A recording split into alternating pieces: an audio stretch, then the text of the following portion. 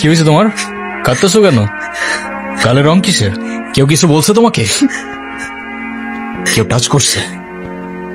যেমনি রংটা লাগাইছিলাম না, মজাই পাইছিলাম। এই, কিরে তুই আমার মারলি কেন?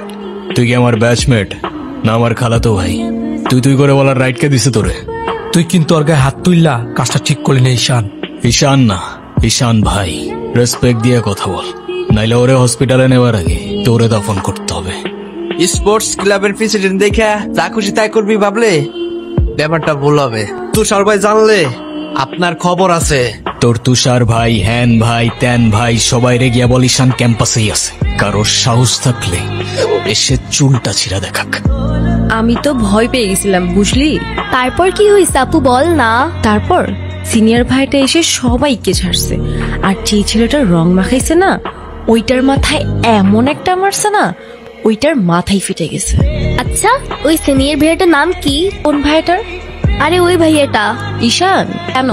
ও ঈশান ভাইয়া তাই না? বুঝছি। কি ঈশান ভাইয়া? আচ্ছা তারপর কি হয়েছে? তারপর আর কি, ওই ছেলেগুলো পালালো, সবাই চলে আসছে, আমিও চলে আসলাম। আনি তুই একটু থ্যাঙ্কস বললি না? না তো। মানে কি একটা ছেলে তোর জন্য এত কিছু করলো আর তুই বোকার মতো কিছু না বলে চলে আসলি? তাহলে কি করা উচিত ছিল আমার? কি আবার তোর সাথে সাথে ওকে প্রপোজ করা উচিত ছিল। এই তুই এত পাকা পাকা কথা বলতেছিস কেন? চা পড়তে বস।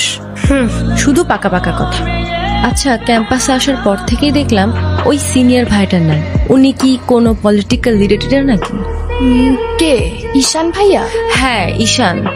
না ভাইয়া আসলে আমাদের সব স্টুডেন্টসদের ভালো মন্দ গাইড করেন, যার কারণে বলতেই পারিস ভাইয়া আমাদের লিডার, বাট পলিটিক্যাল না। আমাদের যে স্পোর্টস ক্লাব আছে না সেটার প্রেসিডেন্ট ভাইয়া, তো সবাই এজন্য তাকে খুব রেসপেক্ট করে। আসসালামু আলাইকুম ভাইয়া। ওয়ালাইকুম আসসালাম। কি অবস্থা রাইসা?